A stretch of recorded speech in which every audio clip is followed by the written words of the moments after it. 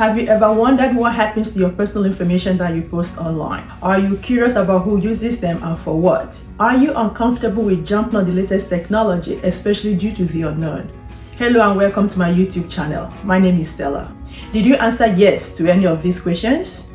We practically live our lives online these days. From working to shopping to learning, playing games with friends, even having a party. And we should know that everything we do online leaves a trace. If you are like me, you are fully aware that you cannot totally avoid being online in the current world that we live in. However, you would like to navigate your way online with a certain level of comfort.